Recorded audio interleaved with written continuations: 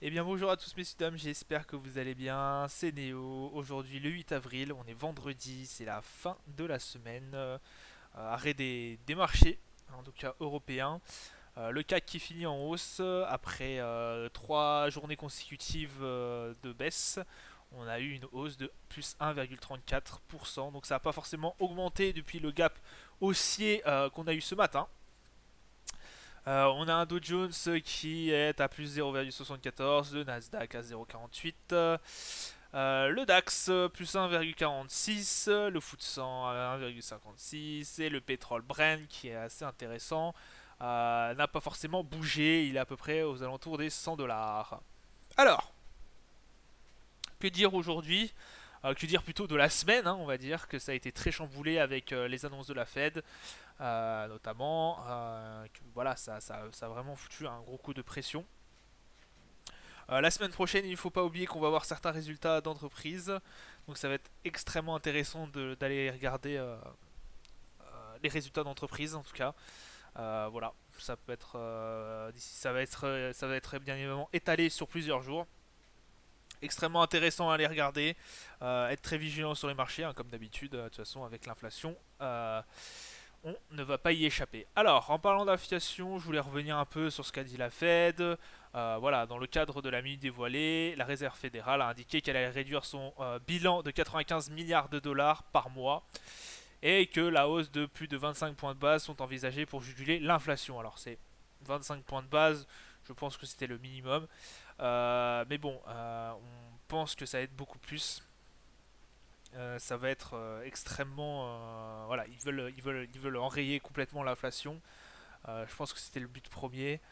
Mais on a eu des mots vraiment très très forts, hein. On a eu des mots très très forts, notamment aussi qui ont été un peu repris par la BCE, notamment par van der Leyen, qui est la présidente de l'Europe, et puis aussi Christine Lagarde, hein, qui parle effectivement avec la Fed de récession. Hein. Donc voilà, on revient pas dessus, je vous l'avais expliqué hier, ce que c'était un peu la récession. Hein. C'est bien évidemment le PIB qui recule, donc l'économie en fait qui recule, hein, en gros.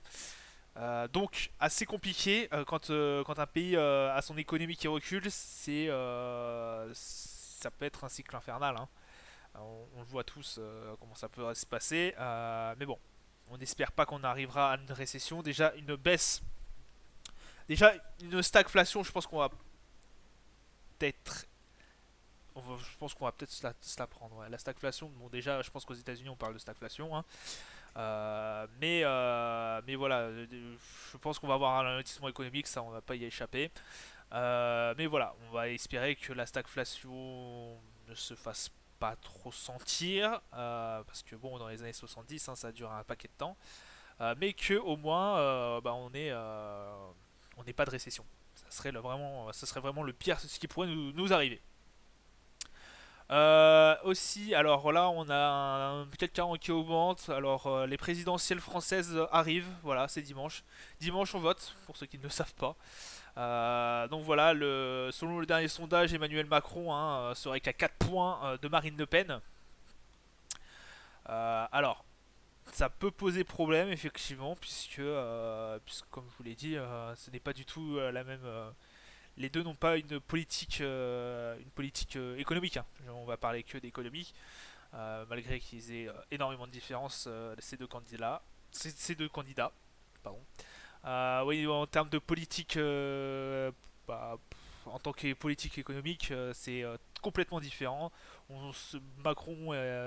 Emmanuel Macron est beaucoup plus dans le développement de l'Europe. Il a déjà sorti dans le pardon.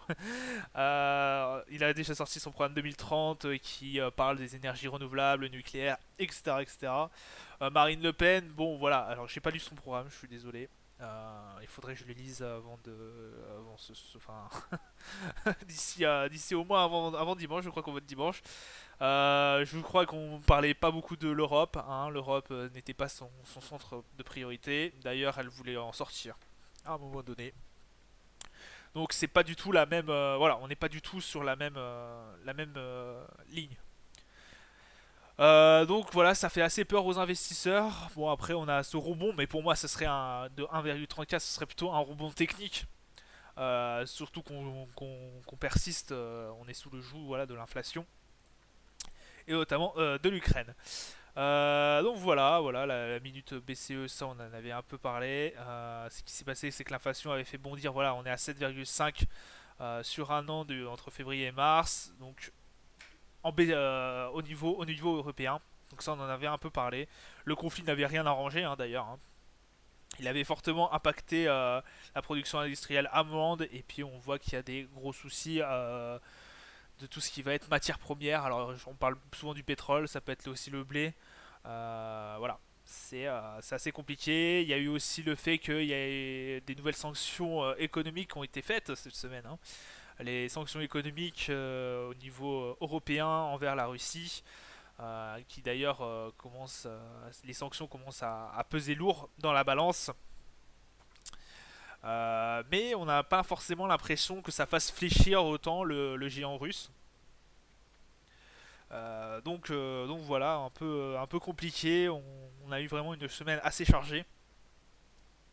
On espère que la semaine prochaine, alors la semaine prochaine j'ai pas encore vérifié tout ce qu'il y avait, mais on espère que la semaine prochaine sera un peu plus calme, quoique j'en doute fort. De toute façon je pense que l'année 2022 va être hyper compliquée sur les marchés, ça va être très compliqué.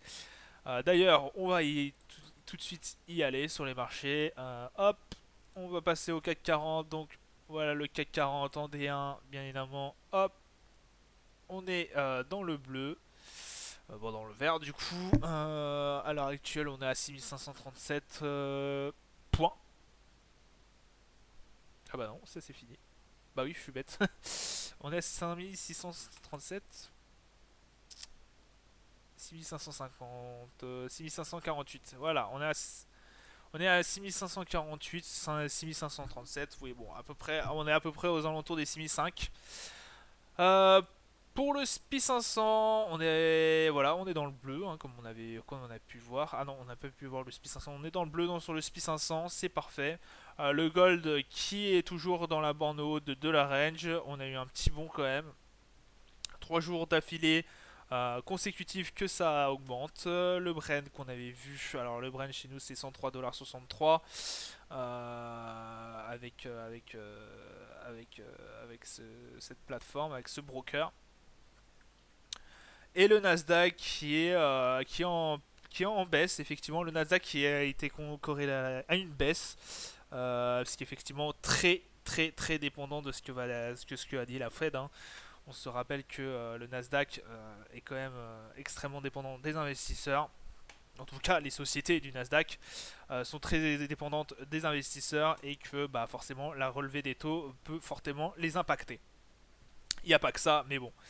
Le Bitcoin qui revient sur la barre des 43 000 et quelques, qui était descendu il n'y a pas si longtemps, hier à 42 000, et voilà, qui se stabilise aux alentours des 43 000, à surveiller du coup, même si je pense que pour l'instant c'est plus aussi un rebond technique qu'autre chose.